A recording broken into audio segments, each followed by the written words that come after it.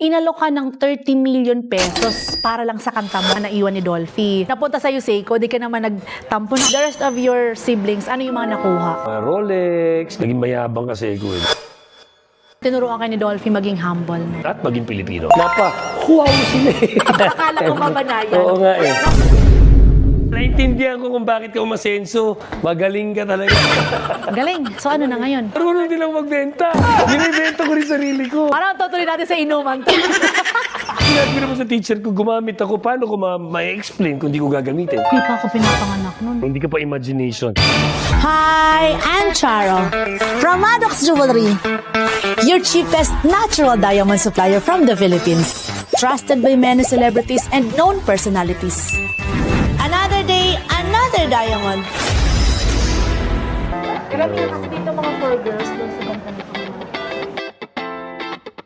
59,510. Ang discount? Bakit pala bibili ka ng alahas ngayon? Tumitingin ako ng alahas ng mga pwedeng panregalo. Ilan anak mo? Babae, lalaki? Yung babae, tsaka syempre yung aking life partner. Ang sweet naman. Kasi hindi talaga ako marunong mag-alahas. Una-una, hindi ako nagre-regalo ng alahas, hindi ako nagsusuot ng alahas. Bihira talaga. Okay. Ngayon lang, dahil nga alam ko bibigyan mo ako ng malaking discount. Ito ang tawag dito, solitaire ring. Ito solitaire ring. This is 2 karat na buo. Ang presyo na 210,000. Okay. Ang 1 karat namin, ayan, this is 89,000 pesos. Ang 1 karat. Ang karat, ito po yung bigat ng bato. Bigat nung bato. Ito, Okay. more bigger, that's 2. Para sa mga tangang katulad ko, no? There is white gold Yes. and there is gold. Yellow gold. And then there is rose gold. Ano mas mahal? White gold or platinum? White gold sa Philippines. Pero sa ibang bansa, ang platinum, kasing tumbas siya ng 18 karat. Sa Pilipinas lang kasi ang hindi masyadong knowledgeable sila sa platinum. That's why inaayawan nila. Nagiging white siya because nilalagyan ng rhodium. Lahat ng may metals na kasi to mix na. Meron akong namana sa tatay ko. Ano to? Sa bunutan to ng pamilya eh. Kumbaga, get one alahas. Okay. Ito lang naman ang 2 alahas na nakuha ko sa tatay ko eh. Na talagang ko naman ginagamit kasi hindi naman talaga ako nag-aalahas. Relos nga, bihira nga ako magrelos eh. So ito, simula muna tayo dito. Ito, may isang bag ng brillantitos kami nakita ng tatay ko. Na ginawa namin, dinivide yung brillantitos, tapos pinagawa ng sing-sing. So lahat kami magkakapatid, merong ganito. Merong in loving memory of my dad. So yung mga loose diamond lang talaga na yan, galing talaga. Relos diamonds, oo. Galing yata to sa isang relos niya na puro brillantitos na hiniwalay-hiwalay. Tapos dinivide siya, so lahat kami may ganito. Including Jaja. 14 karat. Ito naman, hinahanapan ko to ng magandang chain. Chain, pwede. Maganda ba na ganitong sing-sing, tas ang chain ay white gold? Dapat yellow. Gano'n naman yung chain na nakakabahan kasi ko Eto. pag ikaw dumudukot eh. Ito solid siya na chain. This is only 159,830. Sobrang mahal ng gold. Oo nga. Kasi gusto ko manipis lang eh. Tsaka mabigat yung gold. Ang ganda nga, bigat ng gold. Pero ito mahaba. Gusto ko Hindi naman. 100 ano? 157,000. Sakto. Alam ko lang kung bakit umasenso si Ma'am Cha. Ang galing magbenta eh. Sakto! Ay, umarte. Ay, magbenta. Sakto nga. Sige, pero hindi ito yung pinunta ko dito. Hindi ito yung pinunta ko dito eh. Hindi pinunta niya. Yan ang mabibili niya. Ito naman, Seiko Watch siya. Tapos, actually, kaya ko lang binungkal ulit to dahil sabi ko pupunta ako sa Maddox. Paano ko nga pasilip ko yung relos. Actually, pambabae siya, pero gusto ng tatay ko to. Kasi ang tatay ko naman, nangangati siya pag hindi gold ang... May allergy siya. So to, old gold nugget, Vintage. circa 1970, 1980 na Seiko, na palagi niyang suot yan. Masisabi na nga ng nanay ko, oo, yan yung sumasabi. Actually, ito bagay to sa babae. Women's talaga siya. Anong year to? Circa 1970, 1980. Hindi pa ako pinapanganak nun. Hindi ka pa imagination. Ayan, kung makikita niyo, nasa internet yan eh. Nasa internet yung picture na yan. Nakikita mo, yan, yung picture na yan sa internet. Nabunot yan. Bunutan kasi. So kung makuha mo Rolex, siyempre yung time na yun, Rolex. Ako sabi ko, okay lang, Seiko, hindi ko alam na gold siya. So ma'am siya, papavaluate ko. Tingin ko, sir, this is gold. Kasi unang tingin ko pa lang nung kulay niya. Tapos ito, isa pa. Naamoy? Oo. Ang ginto? Pag wala siyang amoy, possible gold siya. Hindi mo lang malaman kung 14 or 18 karat. Kung di ba naghahatian na kayo ng mga naiwan ni Dolphy. Napunta sa'yo, Seiko, di ka naman nagtampo na, Seiko lang. walang kaso. Tapos ito nga, tinabi ko lang. Ito sa'yo, Seiko, the rest of your siblings, ano yung mga nakuha? Marami, mga Cartier, mga Rolex, gano'n. Depende nga kasi burutan talaga eh. Di ba? One piece per sibling eh. Aside pa dito, ano pa yung mga napamana sa inyo na Dolphy? Well, karamihan na naman namin sa kanya talaga. Of course, yung ginagawa namin ngayon. Yun ang pinaka-importanting namana namin. As a Quezon, yung trabaho ko ngayon, namana ko sa kanya lahat yun. Di ba? Yung skills ko sa pag-arte. Yung last name talaga yung pinakamalaking namana namin. Besides that, syempre, yung mga lupa. Tsaka attitude. Attitude sa tao. Kami, bato mo kami sa maskisan, maski tawi-tawi, o sa hulo, makakausap namin ng maski sinong Pilipino. adapt. No? Maski ano pang kulay yan. Kaya namin mabuhay, kaya namin makiusap, kaya namin maki-adapt. Talagang tinuruan kayo ni Dolphy maging humble. No? At maging Pilipino. Totoo yun. Yung mahalin yung kapwa, mahalin yung wika, mahalin yung bandera, mahalin yung bayan. Totoo, kasama lahat yan. Ganun niya kamahal yung atin. Alam mo, sana nga yung ganyang puso, sana yun yung mga nasa gobyerno. Wala ka, di totoo. Mas sino tanungin mo, pag nagtitaping kami, may pila doon sa dressing room niya. Minsan nade-delay ang taping kasi pumipila yung mga crew, yung mga tao, yung mga kamag-anak, yung mga may sakit, kung ano-anong letter yung dala. Tinutulungan niya.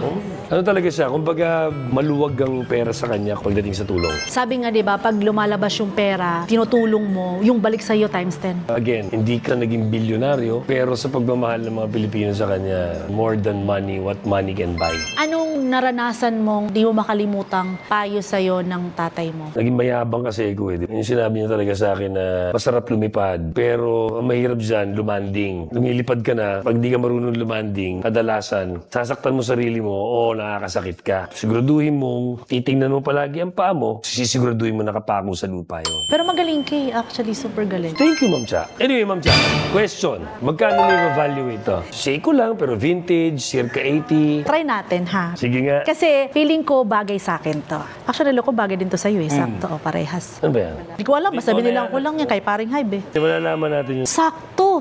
Naintindihan ko kung bakit ka umasenso. Magaling ka talaga. Magaling. Di ba? So ano na ngayon? Evaluate muna natin. Yung naman, binibili mo, wala pang halaga. Ang ganda ko ba? Kita niyo ba yung mukha ni Dolphy sa akin? Apparently, ito pala ay Seiko Quartz watch with 14K yellow gold case and band, 37.7 grams. Ayan ang huling selling niya. Close at March 12, 2026. So more or less nasa ano yan?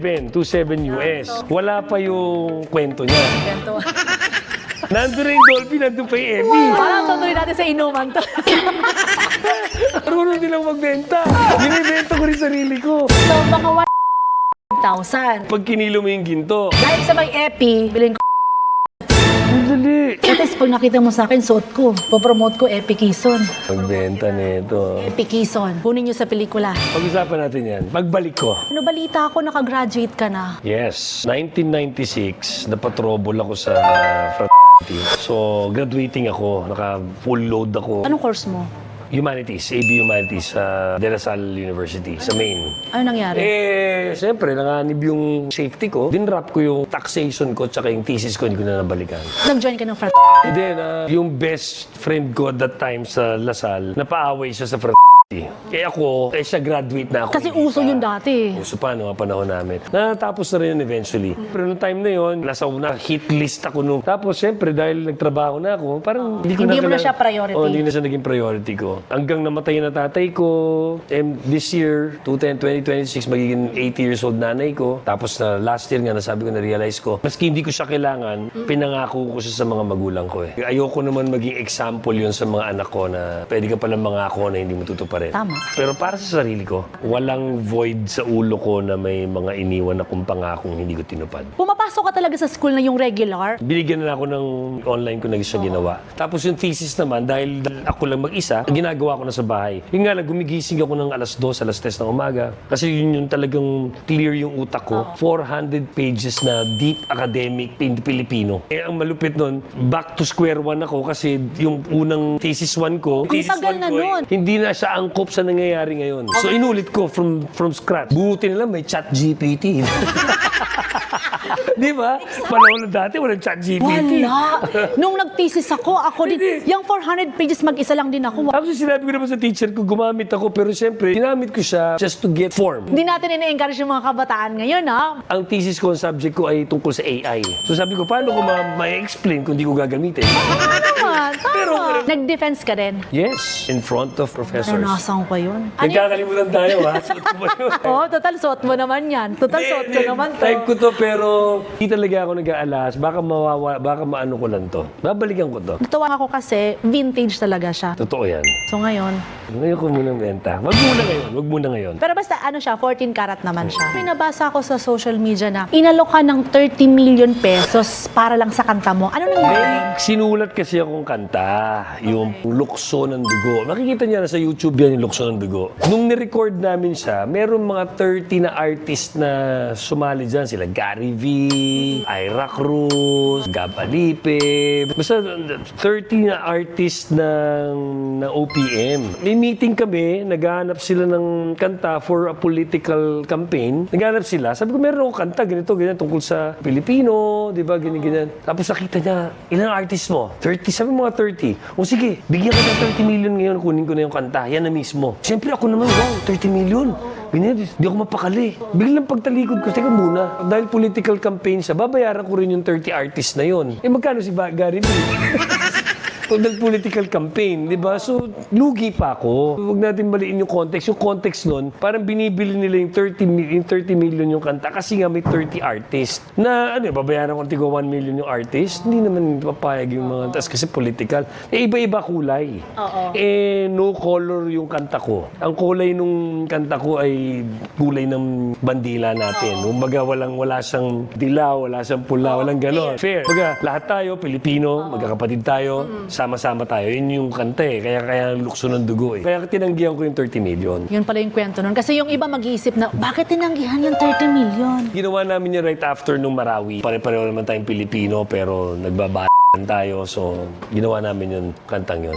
Eto, anong file natin kukunin ngayon? Unang-una, thank you at inanalyze at binaluate mo tong relos ko. So, kung kikiluhin siya, nasa 165. Pero kung dadalagay mo yung value ng pagka-vintage na, tapos may value rin siyempre yung kwento niya. That alone, uuwi ako na masaya dahil alam ko yung value ng relos ko. Naintindihan ko siya. Hindi na lang siya basta Seiko sa akin. Dati kasi iniisip mo lang Seiko lang. Yes. So ngayon, dahil dyan, kuha na lang siguro ko ng chain. Magkano ba tong chain na to? This is 18 karat yellow gold. This is 18 inches yung haba. Sakto lang sa'yo kanina, di ba? Oo, sakto siya. This is only 159,830. 59. Wala bang discount yan? 59,830. Pwede bang 59 na lang?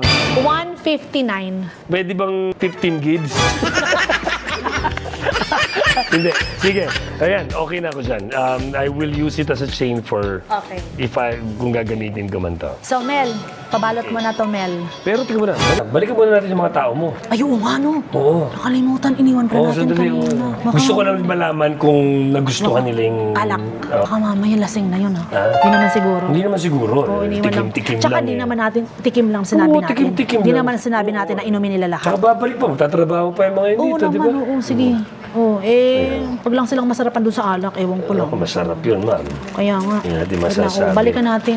Okay Sige. nangyari doon sa mga taas. Ano yung sing-sing nandito na sa'yo? Nandito na. Yung ano lang. yung chain Alam mo, eto, ang kayang mag-scratch ng face ng relo is diamond. Okay. Huwag mo siyang itatabi Dito? sa diamond. Dito? Ito, medyo, Ito, meron eh. walang May problema kasi nakalubog. Okay. Pero nakaangat pa rin siya, no? Kasi ito lang kayang mag-scratch dyan. Okay. Yeah. At kung vintage to, mahirapan ka ng Palitan. palitan. Kasi possible wala nang pampalitang Ang kasi Seiko. it's very vintage na. Thank you for that advice, ha? Another day. Another diamond. Thank you so much. Uy, balikan na natin yun. Balikan na. Baka oo. Shot tayo ulit, ha? Oo, Shot tayo tara na. ulit. Ma'am Cha, thank you so much at inikot mo ko sa iyong showroom. Grabe. Grabe yung mga koleksyon mo. At siguradong dadaling ko ang aking misis dito. Salamat din. Thank you. Balikan Oo na, naman, balikan oo mo na naman. yung mga empleyado ko dito. Ano nangyari dito? Ano nangyari dito? Patulog na yan. Ma'am, nakasarap po kasi. Epi, anong ginawa mo sa mga employees? Hello! Hi, Ma'am Cha. Hello, Sir Epi! Dinalang kita ng Banayad Whiskey. Gusto ko sanang patikim muna sa'yo bago mo ako ikot sa yung establishment, sa yung showroom. Alam mo naman kung bakit ako nandito. Pero bago nun lahat, tikman muna natin to. Pwede ba? Umiinom ka ba? Tikim lang naman eh. Hindi ka naman malalasing. Kay Dolphy. Banayad Whiskey. Ito ang ating real Scottish whiskey. Sige, go! Konti lang naman. Hindi naman para maglasing. Nandito tayo para tikman lang to at i-celebrate dahil nga graduate ako. Graduate ako after 30 years na iniwan ko yung aking thesis. Binalikan ko last year so Galing. nag-graduate na ako. Celebrate tayo. Pingin baso, ma'am. Sige, sige, sige, go! Dito tayo. Yan. Yan. Ma'am Cha, cheers. Cheers! Yay! To good health and to Maddox. Thank you. Wow! Ang sarap! Diba? Alam mo, parang siyang yung mga high-end na alak. Ito yung entry level namin na Banayad Whiskey, Space Side Whiskey. Pag sinabi mong Space Side Whiskey, nasa region niya ng Makalan, Glenfiddich. Expensive yung mga ganun, ha? Relatively mas mura kami. As in almost 40%, 50% Ito cheaper. na lang bibilhin ko. Ito na Kumpara bilhin mo. doon. Meron kaming dalawang variants, meron kaming 12 years. Ito yung 3 years, pero may 12 years old kami yung premium. Yun, tapat ko yun sa Makalan 12, anytime. Try nyo to. Guys, iikot ako ni Ma'am Cha muna ha. Try nyo to, patry nyo rin yung mga ibang staff nyo. Try lang naman, hindi para malasing ha. Kailangan nila subukan. Tapos, tatanungin ko kay mamaya kung anong masasabi nyo sa lasa ha. Sige. Okay. Iwan muna namin kayo dito, ha? Iwan na namin kayo. Ang sarap, promise, ang sarap. Masarap po, try nyo lang. Oo.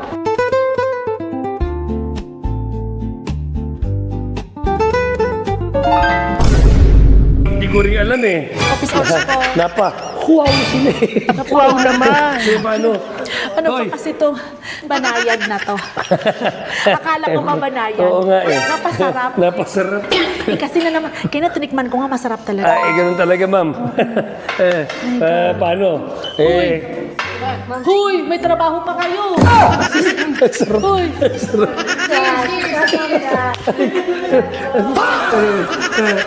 Paano ma'am? Una na ako ha. Ikaw na bahala mag-uwi sa mga yan ha. Sige, salamat. Bye-bye. Bye-bye. Huy, tayo na kayo. Huy. Gising.